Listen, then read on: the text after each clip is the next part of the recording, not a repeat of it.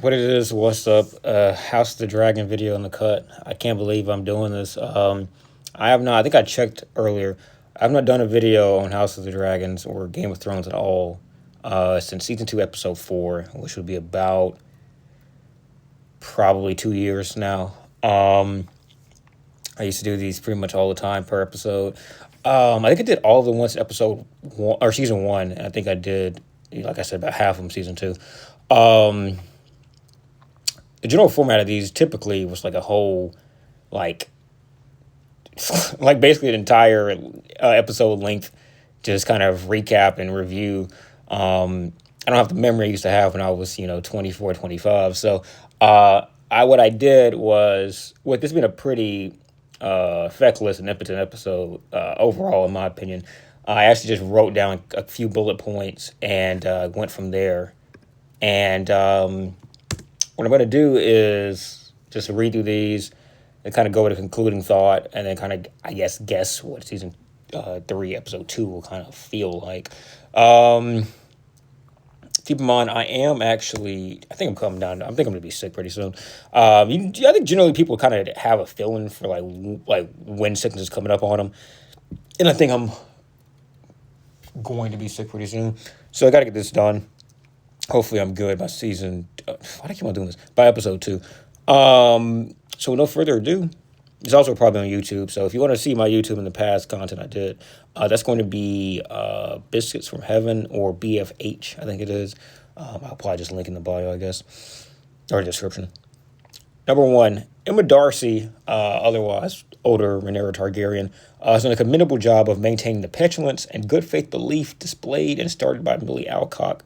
As a sidebar, I would not be surprised to see Millie Alcock get a cameo in some capacity in this. I know we got one season 2 with her.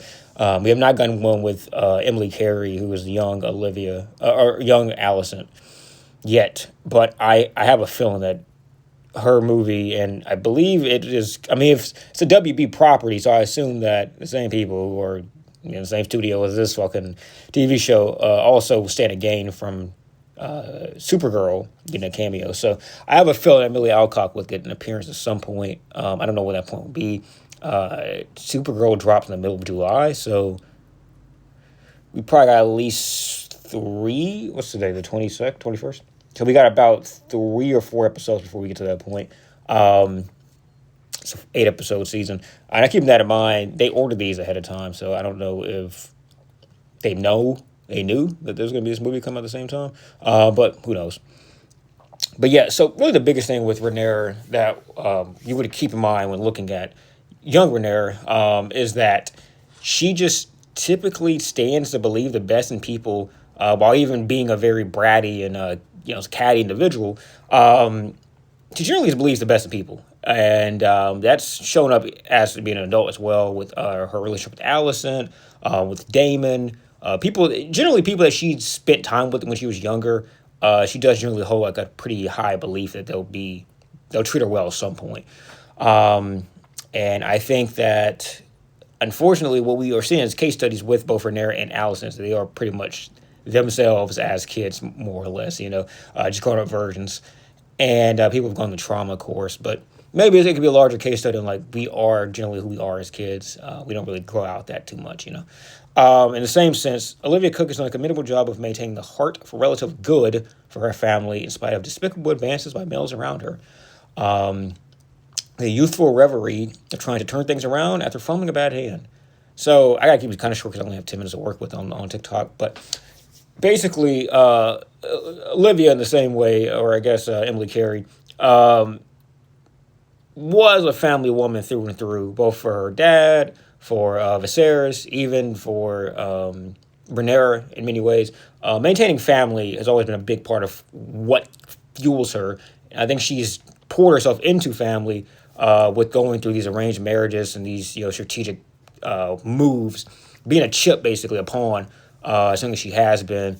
I don't think it's ever really fully divulged, or it results in her being like kind of the cunning mastermind I think her father and those events would have portended that to end up being. But that's what we got out of her, was she's always at least gone back to family. And even with admittedly, like, wanting to just basically allow Aegon to just be like a chip. Aegon and Aemon, it seems like, to be a chip. Because at that time, she like thought Aegon was still king and Aemon was just kind of in there, being a regent or whatever. So she would have pretty much been prepared to sacrifice both of those to like keep Helena herself and Helena's kids safe, and presumably the High Towers and De'Aaron and all those other ones that were not involved directly in King's Landing. So even with that being the case, she was able to use some of that cunning ability that is occasionally displayed by her, as well as show, I think, I think she truly has love for Aemon even to this point. But obviously that's eclipsed by, everything else that Aemon's done that's threatened the rest of her family.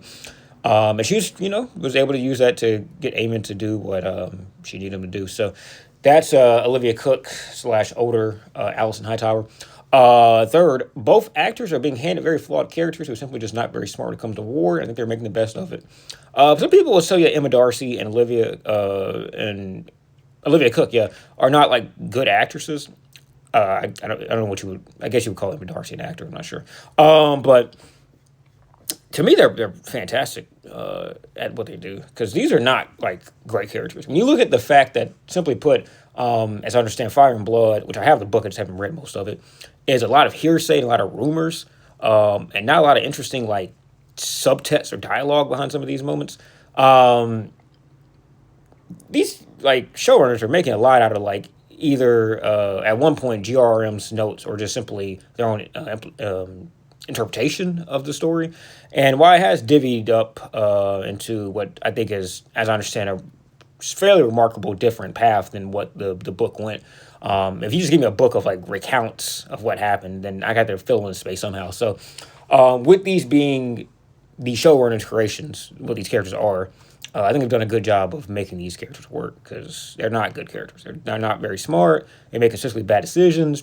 They consistently make decisions that are emotionally based in the spite of a war that is also derived from emotional moments, not logic or really even a need for the have this war, honestly. So, yeah, I think they did the best they could, what they got. Bitch Fist is hilarious. That is Laura's nickname from the Valerians.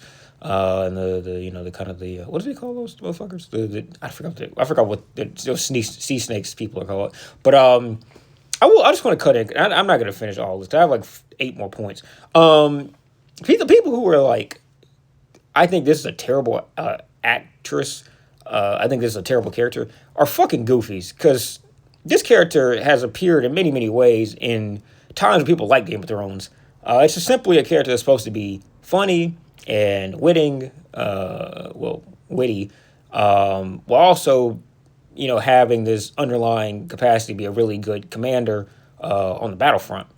And when you are making this character and only really intending for him to be a part of like 2 episodes, the expectations, I mean, maybe we could have expected maybe to go on a little bit longer, but with what we end up getting, this only being a 2-episode character, like people are like this, people are thinking like this, like some like depth of Game of Thrones, like this character like existed or was made. I'm like, that's so fucking stupid. Like, this is not that loud a character for people to think this is such a bad character.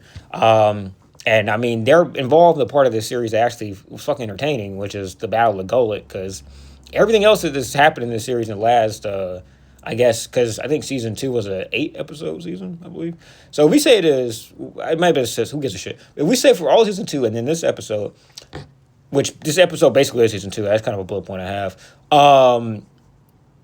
The Battle of Golett part is the only, well, really Valerian and extended parts are really the only thing of value that this season has produced. Everything else in this season fucking sucks. So at least Laura is involved in the part that fucking was entertaining. So I think I went on episode 5 and tried to get to episode 12.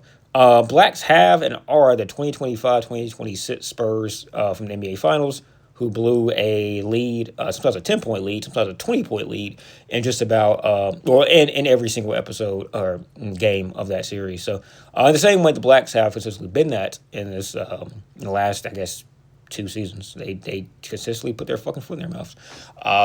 Next video.